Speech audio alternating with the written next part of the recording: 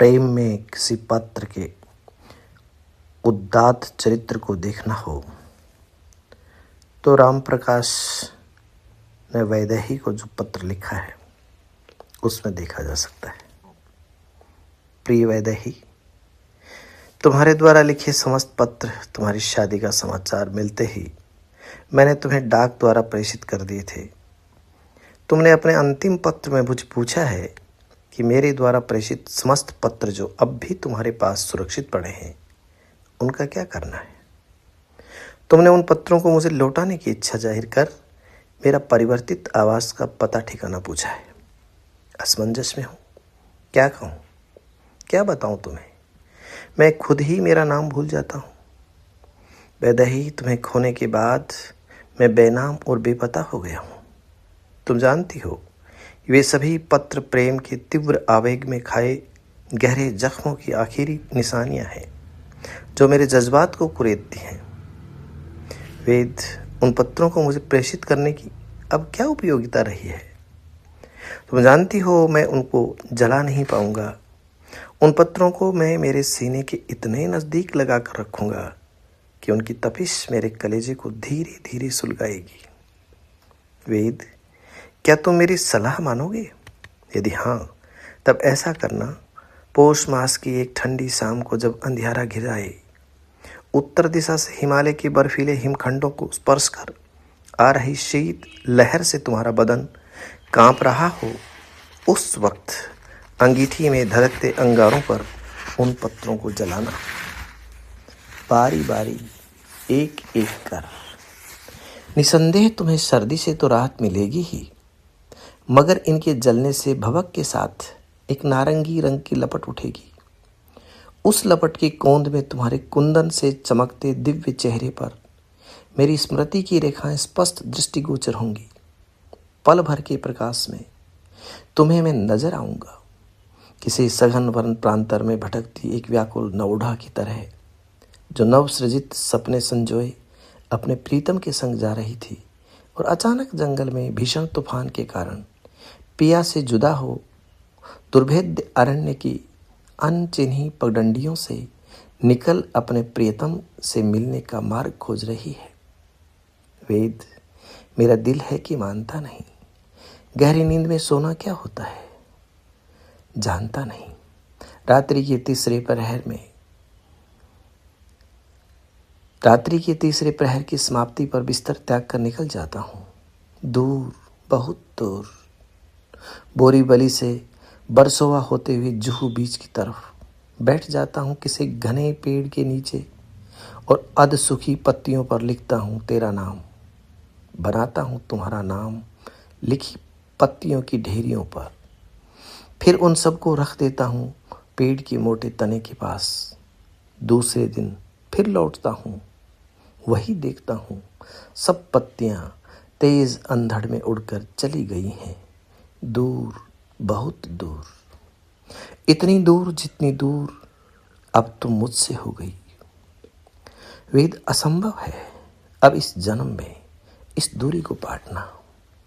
अगर तुम उन पत्रों को न जला सको तो फिर संजो कर रखना उनको, रोली लगा मोली से बांध तुम्हारे पीहर में भाभी के संरक्षण में।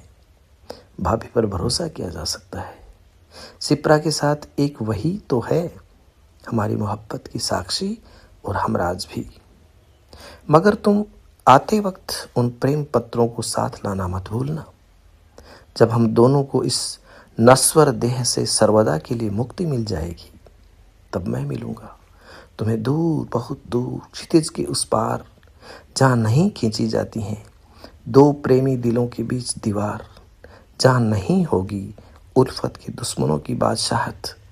मैं वहीं मिलूंगा तुम्हारी प्रतीक्षा करता हुआ। श्वेत झीने पारदर्शी वस्त्र पहने, माथे पर त्रिपुंड धारण किए, तुम मुझे पहचान लोगी ना? तब तुम मुझे सौंप देना इन स्मृतियों की सुनहरे लम्हे। लोग कहते हैं वक्त हर जख्म की दवा होता है। ये गहरे राज की बात है। ऐसा कहने वाले वही लोग होते हैं जिन्होंने कभी मोहब्बत नहीं की है। वो कभी प्रेम की गली के नज़दीक से गुजरे ही नहीं। वेद, दर्द दिल में हो तो मिट जाए, मगर ईमानदारी से प्यार को निभाने वालों के दर्द नाभि में होता है। इस दर्द की दवा हकीम लुकमान के पास भी उपलब्ध नहीं है। इसकी दवा केवल शमशान घाट में सजाई जाने वाली चीता के पास है।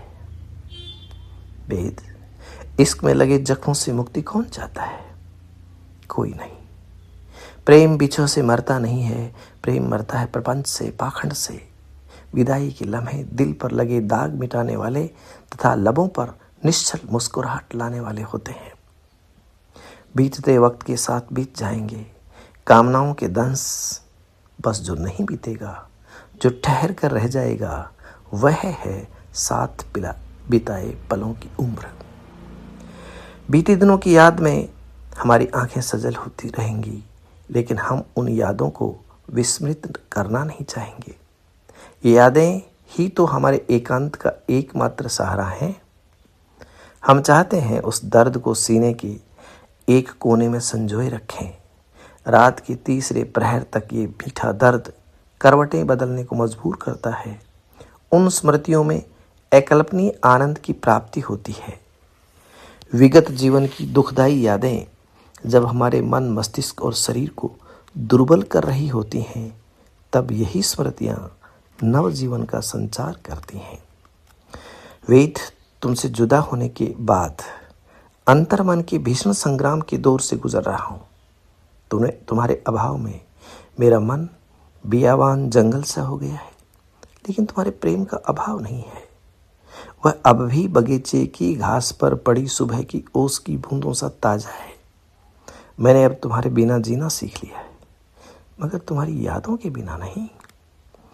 वेद, तुम यहाँ बम्बई आओ तो सही, आकर अपनी आंखों से देख लो मुझे भर नजर।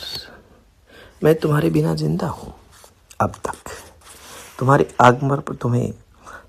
आगमन पर तुम्हें बम्बई की गर्मी और उमस से निजात दिलाने के लिए मैं अब भी तुम्हारे मार्ग पर गुलाब की पंखुड़ियों सा बिखर जाऊंगा। नरम ठंडी बालू सा बिछ जाऊंगा। बस तुम केवल एक बार आ जाओ। वैदिक सपने के बिखरने से पूरी जिंदगी नहीं बिखर जाती है। तेरी मेरी तेरी चाहत की कसम है तुम्हें। तुम अपनी आंखों के चमकते मूल्यवान मोती आंसुओं के रूप में व्यर्थ मत गंवाना। प्रेम मात्र देह से देह का मिलन नहीं है। जब मेरी जिंदगी का पर्दा गिर रहा होगा, उन मूल्यवान क्षणों में मेरी आंखों में, मेरी सांसों में तुम रहोगी, केवल तुम। वैदेही, यही तो प्रेम है। तुम्हारा राम प्रकाश।